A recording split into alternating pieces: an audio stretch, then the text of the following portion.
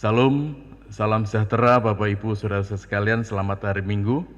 Setelah kita memuji dan memuliakan nama Tuhan dipandu oleh Ibu Pendeta Menakeswanti dan Singer Ananda atau Saudari Kinanti Cahyaning Tias beserta tim musik, saat ini kita akan sama-sama mendengarkan renungan firman Tuhan. Pemberitaan firman Tuhan, kita berdoa. Segala puji, hormat, dan syukur bagi Tuhan Allah kami yang baik. Terima kasih Bapa di surga untuk hari Minggu ini, minggu pertama di bulan Juli, tanggal 5 Juli. Kami ingin memuji dan memuliakan nama Tuhan lebih lagi, dan saatnya kami akan mendengar firman Tuhan. Berkati pemberitaan ini, berbicara kepada kami sebab kami siap untuk mendengar di dalam nama Tuhan Yesus Kristus. Haleluya, amin. Apa kabar saudara sekalian? Bapak Ibu Saudara, yang saya tanya nanti ditulis ya di Facebook itu. Jadi saya ingin melihat bahwa saudara respon meskipun saudara di rumah masing-masing. Pak Gunawan apa kabar? Puji Tuhan, tulis ya. Baik Pak Pendeta gitu, atau baik Pak Gembala. Bapak Ibsan Suhartono apa kabar? Luar biasa. Bapak Iwan Gojali apa kabar? Puji Tuhan. Bapak Lipundiang apa kabar? Haleluya. Bapak Susanto apa kabar? Amin. Saudara tulis ya, jawaban saudara saya kan tidak bisa melihat dan mendengar, tulis di Facebook saudara. Puji Tuhan, hari ini sebagaimana setiap minggu pertama awal bulan, ibadah kita akan disertai dengan pelayanan sakramen perjamuan kudus. Dan ini saudara sekalian, sakramen perjamuan kudus sudah disiapkan oleh tim kreatif hamba-hamba Tuhan ada di depan kita. Saya mengingatkan Bapak Ibu Saudara, persiapkan perjamuan kudus kita masing-masing. Boleh dalam bentuk roti dan teh atau air putih, anggur dan hosti. Ya sebagaimana persiapan Bapak Ibu Saudara, kemarin kan Bapak Ibu sudah mengambil hosti dan anggur di pastori. Puji Tuhan, kita persiapkan. Bapak Ibu yang memakai sarana untuk gabung join ibadah ini dengan pakai HP Android, pastikan letakkan HP Android saudara dalam kondisi dalam posisi berdiri supaya tidak mengganggu ya pelayanan saudara, ibadah saudara dalam mengikuti sakramen perjamuan kudus ini. Puji Tuhan. Bapak Ibu Saudara-saudara sekalian, tema pada saat ini diberi judul Hidup Kristen itu seperti pohon yang menghasilkan buah. Saudara-saudara, kekristenan diibaratkan seperti pohon yang menghasilkan buah. Tentunya Bapak Ibu Saudara, kalau kekristenan diibaratkan seperti pohon saja, tidak ditambah menghasilkan buah, itu sudah luar biasa, puji Tuhan. Hijau, apalagi lebat daunnya, rimbun, orang bisa berteduh di bawahnya, fotosintesa kita bisa bergantian menghirup dengan manusia, menghirup udara, oksigen, ya. Betapa sejuknya ada pohon. Untuk menjadi seperti pohon saja yang menghijau itu sudah luar biasa. Nah, tetapi lebih lagi saudara sekalian, firman Tuhan mengajak kepada kita semua supaya hidup kita sebagai umat-umat Tuhan, orang-orang Kristen itu seperti pohon yang menghasilkan buah. Apa saudara katakan? Menghasilkan buah. Sekali lagi katakan, menghasilkan buah. Baik, saya akan mengajak kita semua membaca di dalam kitab Mazmur pasal 1 ayat 1 sampai ayat 3 yang demikian firman Tuhan. Berbahagialah orang yang tidak berjalan menurut nasihat orang fasik, yang tidak berdiri di jalan orang berdosa, dan yang tidak duduk dalam kumpulan pencemooh. Ayat 2, tetapi yang kesukaannya ialah Taurat Tuhan, yang merenungkan Taurat itu siang dan malam. Ayat 3, ia seperti pohon yang ditanam di tepi aliran air, yang menghasilkan buahnya pada musimnya, dan yang tidak layu daunnya, apa saja yang diperbuatnya berhasil. Saudara-saudara, tentunya setiap kita ingin berhasil, kan? Kata keberhasilan itu adalah satu pencapaian di mana kita semua menginginkannya, ingin kita semua berhasil. Anak-anak kita yang sekolah tentunya ingin berhasil mencapai atau memperoleh nilai yang bagus, naik kelas, naik ke jenjang yang lebih tinggi. Saudara-saudara yang bekerja, berusaha, tentunya ingin berhasil, baik dalam bidang usaha saudara, berkembang, maju, Tuhan memberkati. Dalam pekerjaan saudara, berhasil, saudara terus naik pangkat, dipercayakan lebih lagi oleh atasan kita, oleh perusahaan atau oleh bos kita, saudara sekalian. Intinya bahwa keberhasilan itu menjadi dambaan atau merupakan dambaan bagi setiap orang. Saya pernah bertanya kepada seorang, Pak, menurut Bapak, apa itu keberhasilan? Wah, Pak Bambang, keberhasilan menurut saya kalau kita punya uang banyak. Saudara, kalau keberhasilan kita katakan kalau kita punya uang banyak, maka tentunya orientasi kita adalah bekerja, berusaha, melayani supaya kita punya uang dan uang banyak.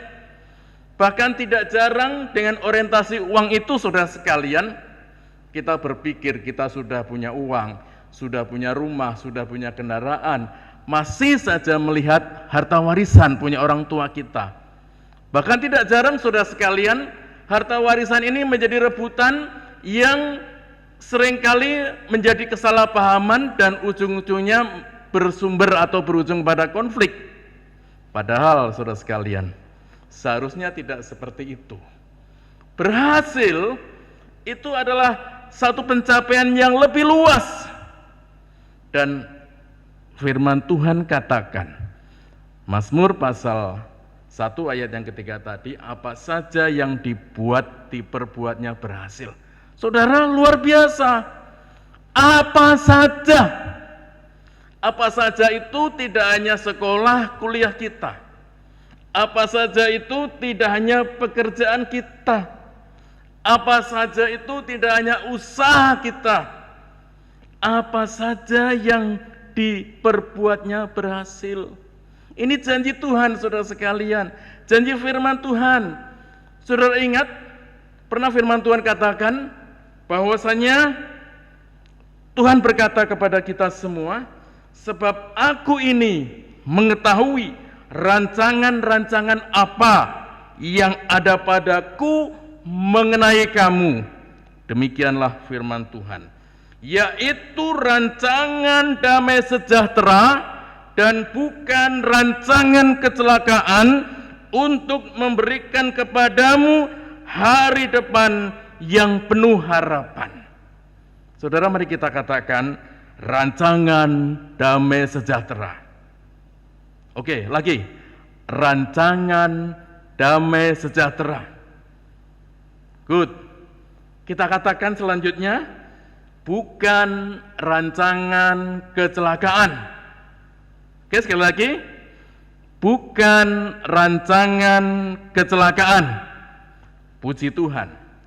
Saudara-saudara, saya amati, saya baca berulang, saudara sekalian, Mazmur pasal 1 ayat 1 sampai 3 ini ada kesejajaran maksud pemberitaan firman Tuhan dengan yang saya kutip, saya baca di dalam kitab Yeremia pasal 17 ayat 7 dan ayat 8. Yeremia 17 ayat 7 dan ayat 8 yang demikian firman Tuhan. Diberkatilah orang yang mengandalkan Tuhan, yang menaruh harapannya kepada Tuhan. Ia akan seperti pohon yang ditanam di tepi air, yang merambatkan akar-akarnya ke tepi batang air, dan yang tidak mengalami datangnya panas terik, yang daunnya tetap hijau, yang tidak khawatir dalam tahun kering, dan yang tidak berhenti menghasilkan buah. Saudara-saudara, luar biasa. Kalimat terakhir dalam kitab Mazmur tadi yang saya baca, apa saja yang diperbuatnya berhasil. Kalimat terakhir di dalam Yeremia pasal 17 ayat 7 dan 8 ini, dan yang tidak berhenti menghasilkan buah. Ini maksud Tuhan dari semula, rancangan Tuhan dari semula, saudara sekalian. Tuhan menciptakan kita manusia dalam kitab Kejadian pasal 1 adalah serupa dan segambar dengan Allah. Umat manusia diciptakan sebagaimana the image of God, imago Dei, gambar wujud Allah. Gambar wujud Allah itu tidak dimasukkan sebagai Bambang Triyono ini wajahnya mirip Allah, berarti Allah seperti itu, ganteng juga ya. Tidak seperti itu, saudara sekalian. Bagaimana kalau wanita atau perempuan? Gambar dan wujud Allah itu artinya, saudara-saudara sekalian, tidak hanya Tuhan menyediakan Taman Eden yang begitu enak, yang begitu nyaman, yang begitu bisa ditempati, dan kemudian memberikan penghidupan yang nyaman kepada umat manusia pertama yang diciptakan Adam dan Hawa, tetapi juga manusia dimampukan mengerti kehendak Allah, imago Dei, the image of God. Sebab itu, saudara sekalian, Tuhan Allah berfirman, semua buah dalam taman ini, semua tumbuh-tumbuhan dalam taman ini boleh kau makan buahnya, tetapi tentang buah pengetahuan yang baik dan yang jahat, jangan engkau makannya, sebab ketika engkau makannya engkau akan mati. Saudara sekalian, yang untuk jasmani, semua buah secara fisik hasil dari tanaman yang menghasilkan buah itu memang untuk jasmani kita supaya sehat. Orang yang makan buah akan sehat, saudara sekalian, penuh vitamin. Tetapi buah pengetahuan yang baik dan yang jahat yang dari Tuhan itu, apa maksudnya tidak boleh dimakan? Jangan kau makan. Artinya, saudara sekalian, tidak boleh hanya berhenti kepada kita, lalu kita nanti menjadi mengerti semuanya, dan kemudian kita menganggap kita sudah pintar, sudah tahu, dan kita tidak memerlukan Tuhan. Saudara-saudara, tetapi orang yang mengerti tentang buah pengetahuan yang baik dan yang jahat itu, seharusnya dia lebih mengerti Tuhan, lebih mengerti firman Tuhan. Yang saat ini, saudara sekalian, halo, jemaat sana masih menyimak? Kalau masih menyimak, tulis ya di Facebook saudara, masih menyimak. Puji Tuhan.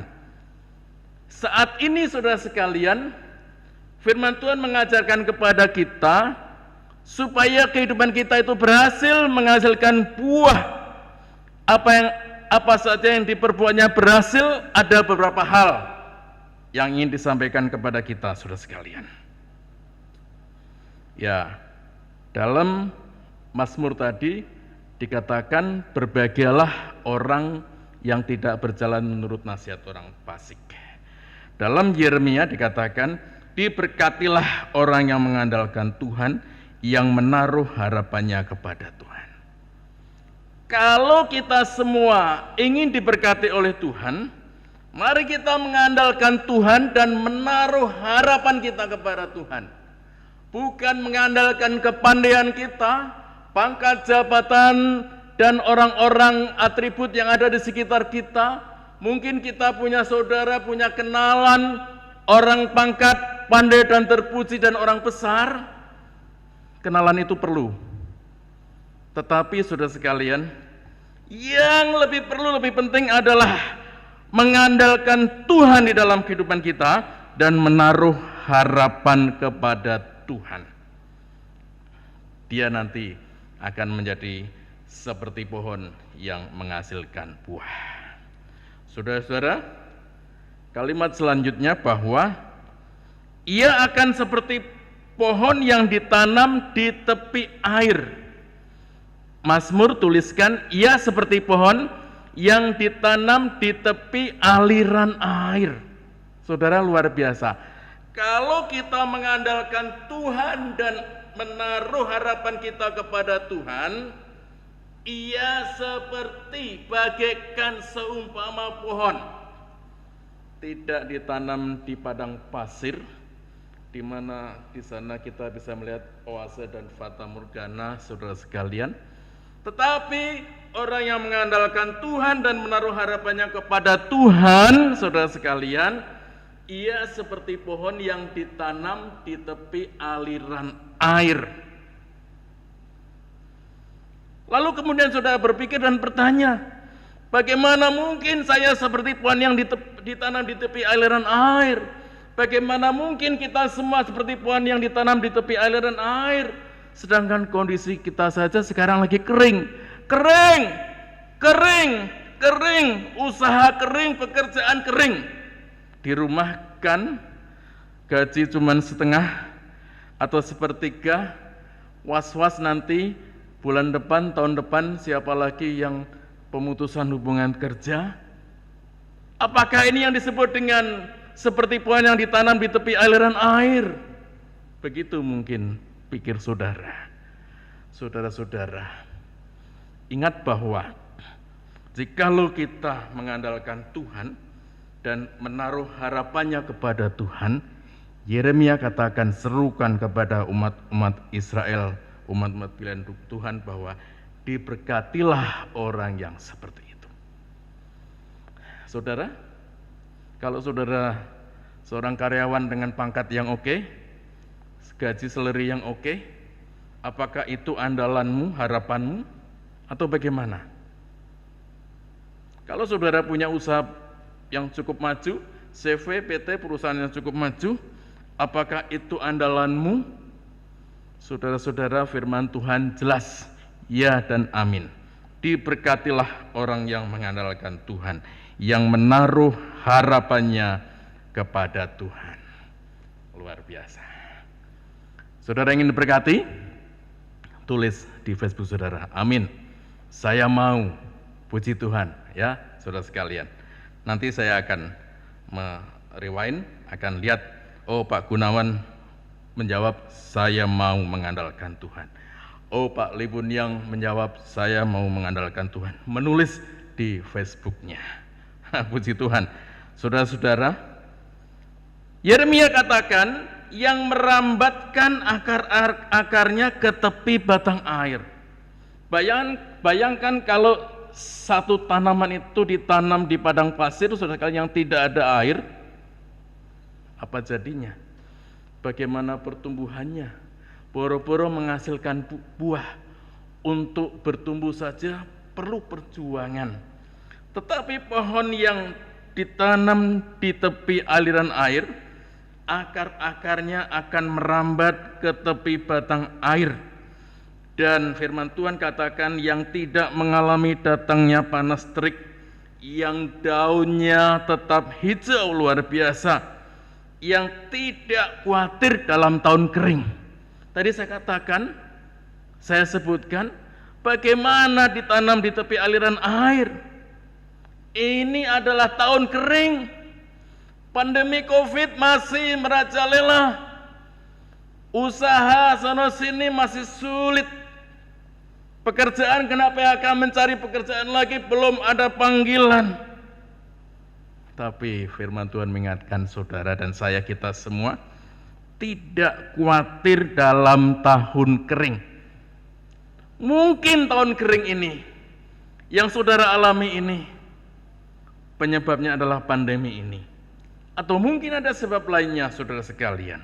Tetapi firman Tuhan katakan, tidak khawatir dalam tahun kering. Saya bertanya, apakah saudara khawatir dalam tahun kering? Puji Tuhan, saudara tulis di Facebook saudara, saya tidak khawatir. Aku tidak khawatir. Burung-burung dia pelihara, lagunya bagaimana itu, sudah lupa-lupa ingat. Aku tidak khawatir, bunga di padang dan hiasi, haleluya. Aduh, sudah semakin tua, sudah lupa-lupa lagu-lagu sudah sekalian. Iya, puji Tuhan.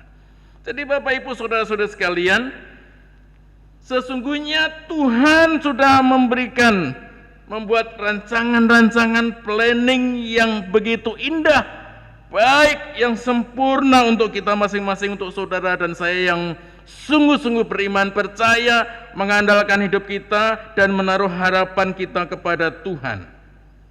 Rancangan yang luar biasa. Tadi saya katakan, yaitu saudara mengikuti saya tadi, rancangan damai sejahtera dan bukan rancangan kecelakaan. Tapi Bapak Ibu saudara-saudara sekalian, apakah dengan kata-kata kalimat mengandalkan Tuhan dan menaruh harapannya kepada Tuhan, itu saudara sudah paham, saudara sekalian? Di dalam Mazmur pasal 1 tadi dikatakan, ya, ada 3 hal saudara sekalian disebutkan di sana. Kita diingatkan untuk menjadi orang yang seperti pohon yang menghasilkan buah. Yang pertama, saudara sekalian, tidak berjalan menurut orang fasik. Saudara-saudara, apa artinya? Artinya, saudara sekalian, tidak mengikuti kebiasaan-kebiasaan dan gaya hidup dari orang yang tidak mengenal Tuhan.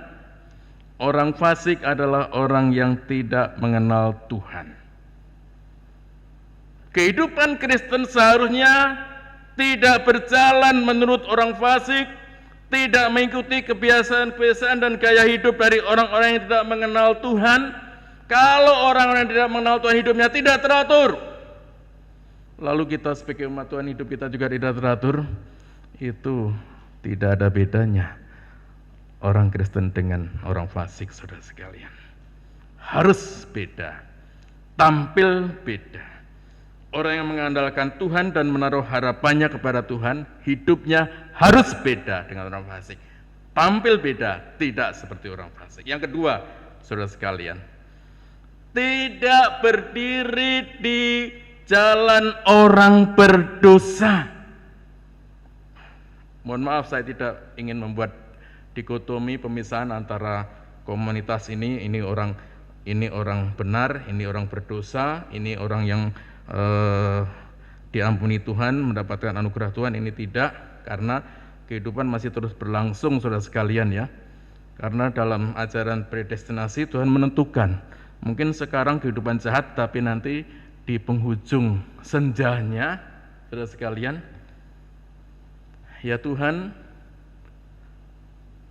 ingat aku ketika Engkau ada di dalam Firdaus. Yesus katakan, pada hari ini juga Engkau ada bersama-sama aku di dalam Firdaus. Ya, puji Tuhan. Only God knows, kehendak Tuhan yang jadi, saudara sekalian. Tidak berdiri di jalan orang berdosa artinya tidak ikut-ikutan melakukan dosa atau meniru, mencontoh, menyontek, menduplikasi perbuatan dari orang-orang berdosa itu, saudara sekalian. Apa itu? Contohnya gampang. Kalau kita ingin cepat dapat duit, nyolong, rampok,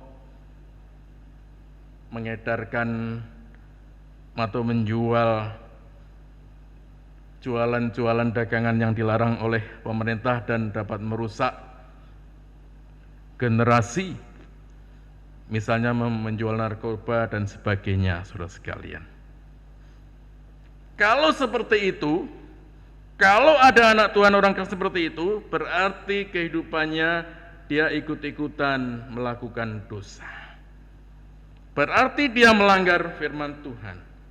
Karena firman Tuhan katakan, orang yang mengandalkan Tuhan dan menaruh harapannya kepada Tuhan, dia tidak berdiri di jalan orang berdosa. Kita katakan saudara sekalian. Saudara katakan ikuti saya, tidak berdiri di jalan orang berdosa. Lagi, boleh juga ditulis di Facebook saudara. Tidak berdiri di jalan orang berdosa. Yang ketiga, saudara sekalian. Yang ketiga, yang terakhir. Tidak duduk dalam kumpulan pencemooh. Apa itu maksudnya saudara sekalian? Pencemooh. Artinya tidak bergaul atau tidak ada di dalam grup komunitas kalangan orang-orang yang menghina Tuhan, yang mendukakan Tuhan, yang melecehkan Tuhan, baik melalui ucapan maupun melalui perbuatannya. Itu kumpulan pencemooh. Saudara-saudara, buat apa kita di gereja memuji dan memuliakan nama Tuhan? Haleluya, haleluya. Tetapi di luaran sana kita duduk dalam kumpulan pencemooh. Aduh, sangat rugi saudara sekalian. Orang yang mengandalkan Tuhan dan menaruh harapannya kepada Tuhan, ia tidak duduk dalam kumpulan pencemooh. Dia tidak bergaul dengan kalangan atau di kalangan orang-orang yang menghina Tuhan, baik lewat ucapan maupun perbuatannya. Jadi Bapak Ibu Saudara-saudara sekalian, kalau saudara ingin diberkati, kalau saudara ingin menghasilkan buah, saudara, kita semua, saudara dan saya, kita harus mengandalkan Tuhan dan menaruh harapan kita kepada Tuhan. Firman Tuhan saat ini melalui 3 hal, minggu depan, tanggal 12 dan seterusnya akan disambung, diteruskan dengan tema ini, menjadi seperti pohon yang menghasilkan buah, dengan cara tidak berjalan menurut nasihat orang fasik, tidak berdiri di jalan orang berdosa, tidak duduk dalam kumpulan pencemooh. Ayo supaya kita ingat, saudara sekalian. Ikuti saya ya. Pertama, 1, tidak berjalan menurut orang fasik. 2, tidak berdiri di jalan orang berdosa.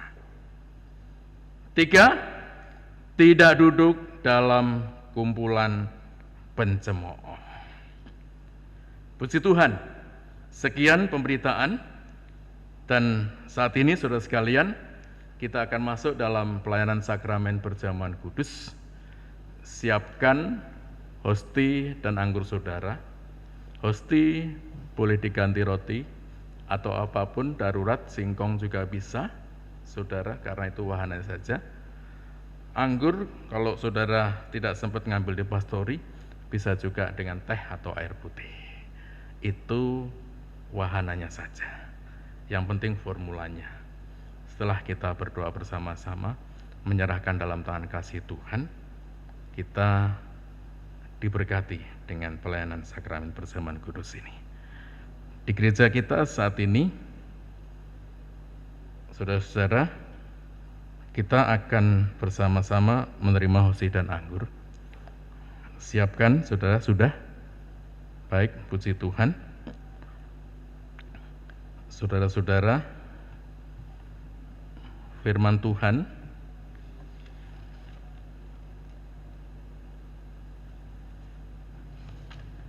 nanti akan saya bacakan, saya sampaikan dari kitab surat 1 Korintus pasal yang ke-10. Saudara sudah memegang di rumah masing-masing.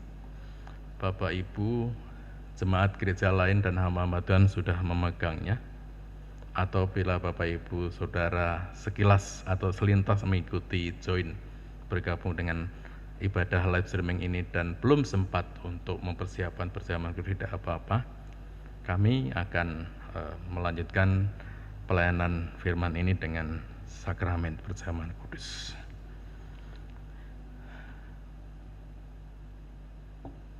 Saudara-saudara, firman Tuhan yang tertulis di dalam 1 Korintus pasal 10 ayat 13 sampai ayat 17, dan kita akan mengaminkannya.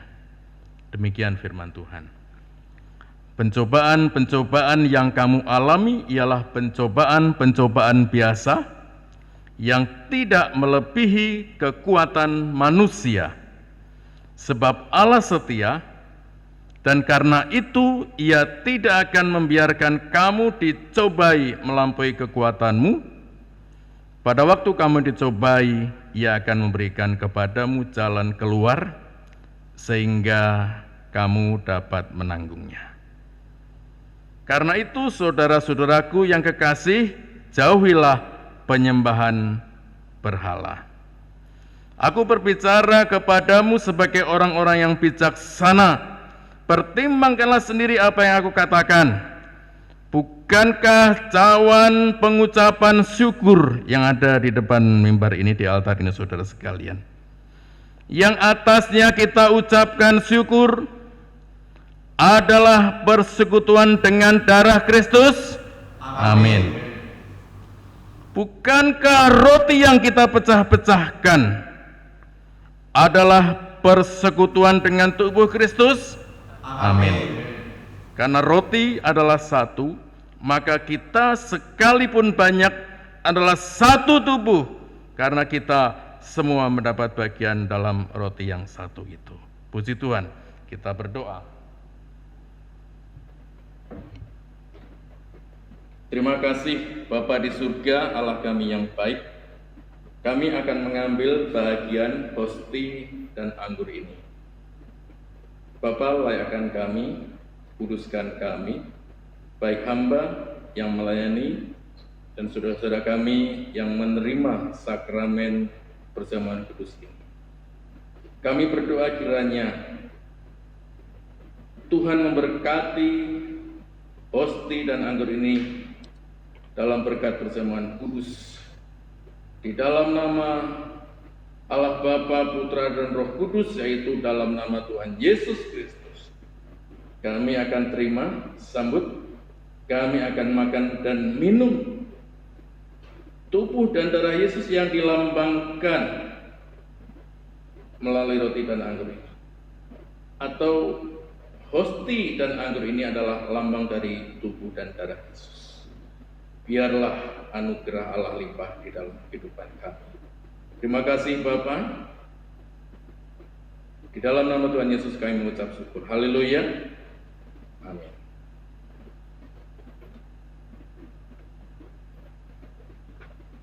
Saudara, tubuh dan darah Yesus. Tubuh dan darah Yesus. Tubuh dan darah Yesus. Tubuh dan darah Yesus yang dilambangkan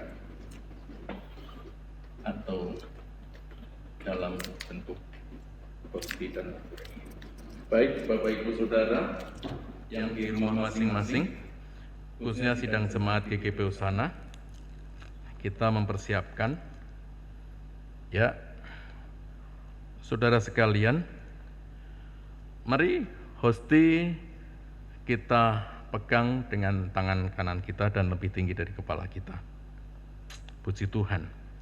Saudara-saudara, saya akan membacakan firman Tuhan dan kita akan mengikuti petunjuk firman Tuhan ini.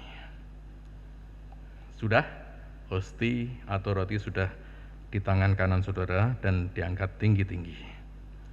Sebab apa yang telah kuteruskan kepadamu telah aku terima dari Tuhan, yaitu bahwa Tuhan Yesus pada malam waktu ia diserahkan mengambil roti, sudah ada di tangan kita, tangan kanan kita masing-masing.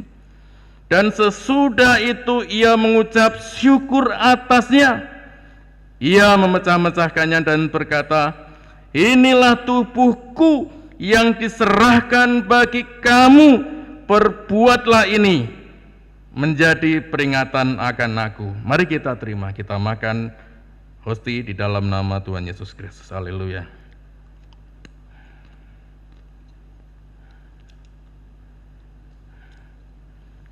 Saudara-saudara, kemudian cawan anggur akan kita angkat dengan tangan kanan kita. Ya, puji Tuhan. Dengan tangan kanan dan lebih tinggi dari kepala kita. Demikian juga ia mengambil cawan sesudah makan, lalu berkata, "Cawan ini adalah perjanjian baru yang dimeteraikan oleh darahku. Perbuatlah ini setiap kali kamu meminumnya menjadi peringatan akan aku." Kita terima, kita minum di dalam nama Tuhan Yesus Kristus. Haleluya.